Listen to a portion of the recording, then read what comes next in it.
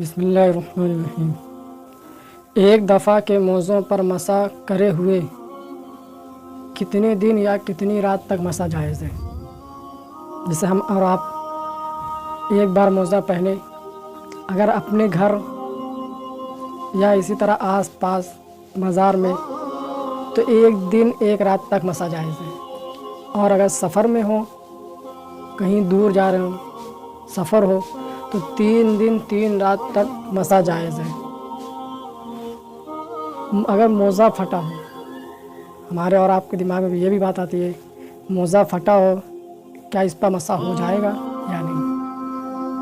موزہ اتنا پھٹا کہ پیر کی 3 چھوٹی انگلیاں اگر دکھ جائے یا چلنے میں دکھ جائے تو ایسے موزوں کا مسح جائز نہیں ہے۔ اگر اس سے کم پھٹا ہو تو جائز ہے۔ ہم نے پچھلی بات میں بتایا تھا موزہ 3 قسم کے موزوں پر مسح جائز ہے۔ نمبر 1 چمڑے کا موزہ، نمبر 2 اونی سوتی موزہ جن پر چمڑے کا تلا لگا ہو، نمبر 3 یا اس قدر موٹا ہو کہ 3-4 میل چلنے سے پھٹ نہ سکے، تو ایسے موزوں پر مسح جائز ہے۔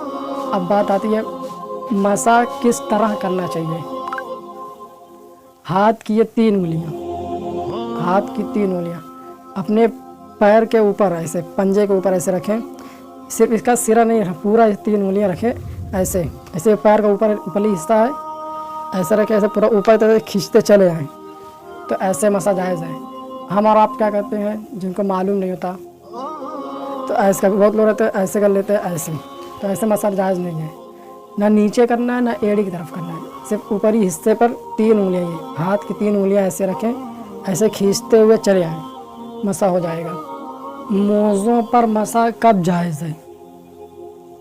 پہلی بات، ہم اور آپ وضو بنا کر جب موزہ پہنے ہوں اور اس کے بعد وضو ٹوٹ گیا ہو، تب ایسی حالت میں موزوں پر مسح جائز ہے۔